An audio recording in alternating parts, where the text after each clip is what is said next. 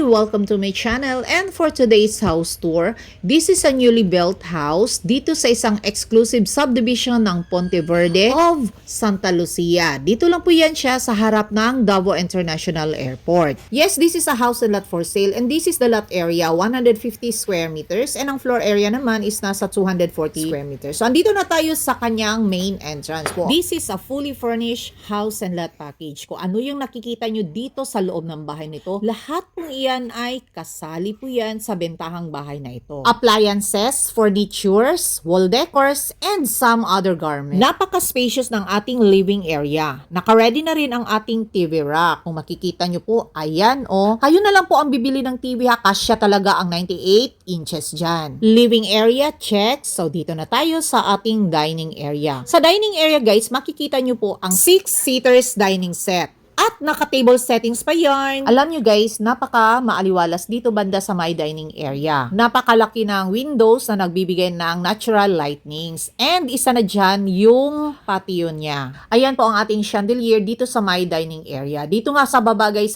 meron itong isang kwarto. Silipin natin siya later. At dito muna tayo sa my patio. Yan na area ang patio. And then yan naman po ang ating countertop. So dining area check, and proceed tayo dito sa my kitchen. So dito sa kitchen guys, makikita nyo meron siyang island. So ayan po ang ating ceiling banda sa my kitchen. Sige, unahan ko na kayo sa mga katanungan nyo. Kung meron ba itong cooking utensils, hindi po kasali dito ang cooking utensils. Pero meron po yan siyang cooking range. Ayan po ang ating double door fridge. And then yan naman po ang ating cooking range, which is 5 burners po yan guys ha. So napakalaki po yan siya. Ang kagandahan nga pala dito sa ating kitchen guys is marami siyang mga cabinets na pwede natin paglalagyan ng mga kagamitang pangkusina. So ayan ang ating cooking range na napakalaki ng kanyang oven. Kung gusto nyong maglagay ng outer kitchen, yes, pwede kayo maglagay ng outer kitchen sa may back portion. Kasi meron pa itong space sa back portion. So ayan po ang ating view ng ating kitchen. So kitchen check, and let's proceed to our powder room. Si powder room is katabi lang po ng ating back door. Since powder room lang po ito guys huwag kayong mag-alala kasi meron pa itong toilet and bath kung saan pwede kayo makapag-shower doon. So ayan po ang ating view ng ating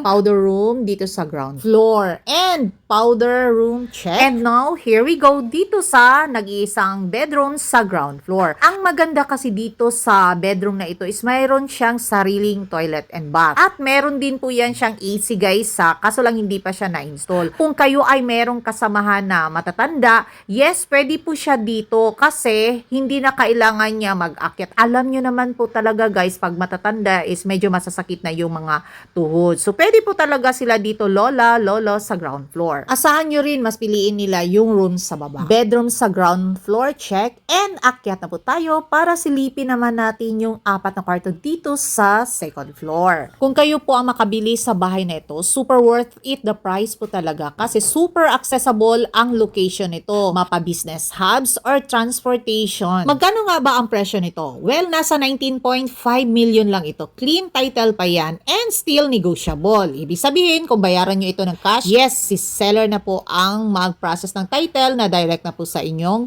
pangalan. Kung walang cash, may chance kayong i-avail ito through bank financing, which is subject for bank approval. Here we go, dito na tayo sa master's bedroom guys. Ang laki ng master's bedroom, promise. Yung bed nila king size po yan. Dito sa master's bedroom guys, meron itong sariling toilet and bath. Then, meron siyang access to balcony. Si balcony naman, meron din siyang access sa isa pang room. So, ayan po ang ating view from balcony. So, halos dito guys, ang mga bahay na kata is 2-story po yan siya. Kasi high-end residential community po ito. Kung makikita nyo po yung building guys is Casamira Towers po yan. Ang katabi niyan is LPU. Yan po ang mga doors na accessible dito sa balcony. So, yan po ang bedroom 3 and ito naman po ang sa master's bedroom. Siya nga pala guys, ang bathroom dito sa master's bedroom is wala pong bathtub na naka-design. So yan po ang ating built-in cabinet na napakatangkad po siya. Tingnan. O diba? Parang tao lang din siya. So ayan po ang ating master's toilet and bath. So dito sa may shower area guys may nakaharang po yan siya na glass. Kung ang tanong nyo po ay pwede ba ito lagyan ng bathtub dito sa may shower area? Ang sagot ko po ay hindi na po siya magkasya kung palagyan nyo pa ng